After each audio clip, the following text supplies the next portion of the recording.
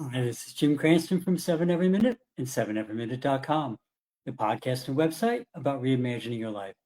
Thanks for joining me to talk about some of our, upcoming events and changes that are coming around the block. Started on this last week. We're going to continue and go through some more things this week. I hope you're excited about what's coming. If you like what you hear today, please leave a like, subscribe, tell your friends, send me a message. Tonight, we'll be talking about, like I said, some of the specifics of things that are coming up, including some webinars, challenges, other things we have coming, just a bunch of things in general. So last week we talked about, if you recall, how to focus on helping, how our focus rather is to help you provide you with tools and kind of different perspectives in how you see your life and how you can still have self-respect and faith in yourself and understand that you always have some degree of control over how you respond to a situation, how you are able to reframe a situation to better align with your life vision, and basically never give up and kind of look for and appreciate the good in things that happen in life around us. Of course, most of us generally try and think and act these ways, but some of the time, life situations kind of seem to get a little bit tedious or challenging in unexpected ways. Our goal is to provide you with some more tools to help you rediscover the power and energy that you already have inside you to live your life from a perspective of energy and purpose. One of the biggest yet subtle things that can affect our lives is kind of our everyday thinking and attitude, especially our attitude towards ourselves. That can affect every aspect of our lives, how we view life, how we feel our places in life, and especially how we view ourselves. There are a number of techniques that we discuss, and we'll be teaching those in greater depth, and will help you to develop a life vision and then become more focused on living a life consistent with that vision.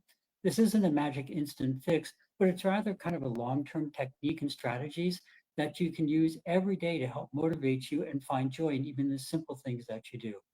But what about the big things you've wanted to do, but now you think it's too late to attain? Well, we have interviews coming up with many people who've either started doing things much later than society generally says we should, or still do things long after society tells us that we're too old to be doing those things. And I think I mentioned last week, one of the people that I hope to have on the show is a woman. She's, I think, in her late 60s, early 70s. I forget which it was exactly. She still does skateboarding. Okay, a lot of people do skateboarding, but she won the competition. And she just has no intent of slowing down as she ages. Things like rock climbing, skateboarding, like I just mentioned, even into your 60s or 70s, starting a company, new career well after you've retired, learning new technology skills such as using artificial intelligence, AI, no matter what your age, etc. All these things, there's really no age-related limits on your skills and what you can accomplish if you're determined and willing to be a bit adventurous. So you might be saying, well, what will people think? We talk about ageism and what other people think, and self-respect and self-confidence, and things related to those topics too. Ageism, which is kind of a bias or discrimination based upon age, can have severe negative impacts upon our self-esteem and motivation to improve ourselves. But it doesn't have to. And we talk about ways that both help insulate you from the effects as well as kind of be an active part of fighting back against this casual discrimination of ageism. There are money tips, but different than most financial advice that you see, which are targeting older adults. Many of the financial advice or services that you see who do target older adults are really about the best way to spend your hopefully large retirement fortune. That's great if that's where you find yourself. Congratulations. But statistics say that roughly 65% of baby boomers and 55% of Gen Xers do not feel financially prepared for retirement. And a large percentage of both those groups have absolutely nothing saved. Well, nothing can totally make up for years of not saving. There certainly are ways to maximize your joy that you find in retirement years, both by developing a source of retirement income and also by adjusting our attitudes and our expectations. Yes, there certainly are some financial advisors who are requested to be on the show, but most of those people are not offering anything unique. We're being particularly, we're being pretty actually picky about who we want to meet with you.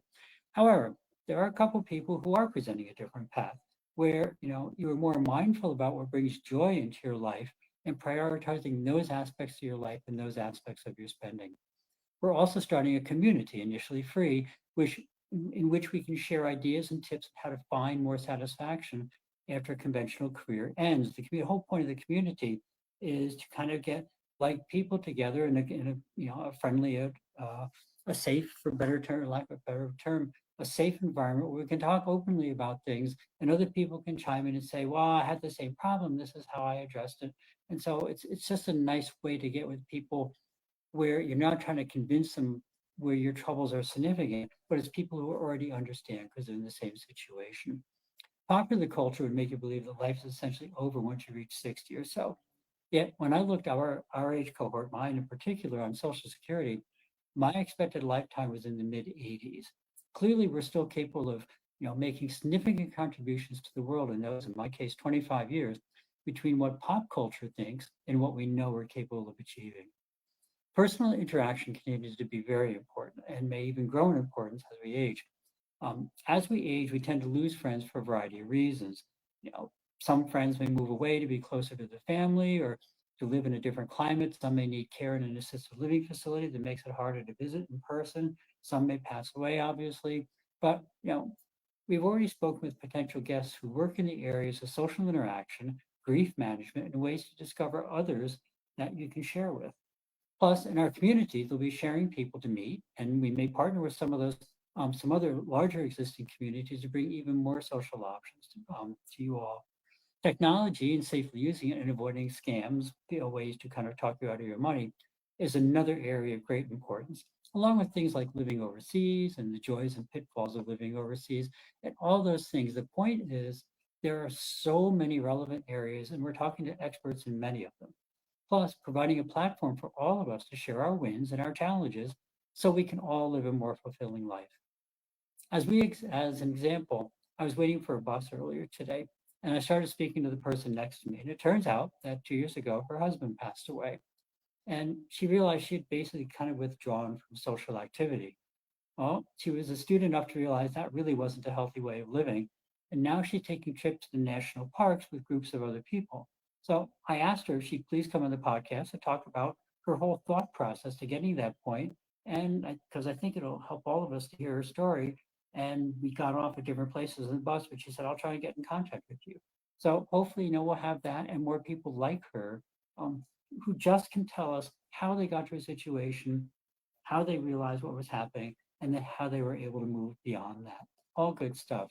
Again, we often think our problems are unique, no one else would understand.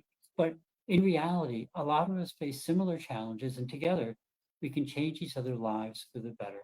So that's it for the evening. Your homework tonight is to think about one or two challenges that you've been having as you get older and write down the first thing that comes to your mind when you think of the challenge. So it's something like mobility, can't play tennis, So think of the challenge, think of the first thing that comes into your mind when that happens. And extra points if you also write why you think those challenges are insurmountable, and it doesn't have to be totally insurmountable in some way. And then send them to me as a comment, or I think we have email addresses posted on the website. If not, we'll add the mailbox where you can send stuff in and send those things in. And we can use that as kind of the basis for the community as just a starting point. So we can go over those things specifically, the answers that you have. So that's it for the evening. As always, remember there's a lot of wars and things going on in the world. There's a lot of bad stuff. And our place is, of course, ukr7.com. Those are links to support the people in Ukraine. WorldCentralKitchen.org. They work throughout the world in disaster areas and bring food and services to people right after a disaster. Usually before other agencies actually get their act together and get in, they'll be there almost immediately. So two great places to do things. But as we often say, there's a lot of places, both large national and international organizations. There are also community organizations, and so a lot of people who are putting a lot of effort in to help people who are either disadvantaged, came across bad times, or whatever situation they had.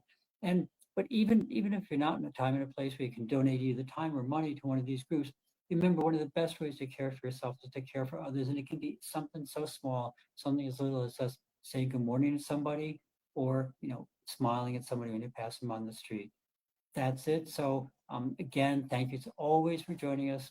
Um, just it's always fun to be here. Always fun to see the feedback. So as always, thank you for stopping by. If you found something interesting or useful, please pass it along and please subscribe and hit that like button. If you didn't see anything or have something particular you want to hear about, please drop me a comment as to what you'd like to hear. Have a great week. Remember to live the life that you dreamed of because that's the path to true contentment. Thank you always for stopping by. See you next week on 7 Every Minute and 7everyminute.com.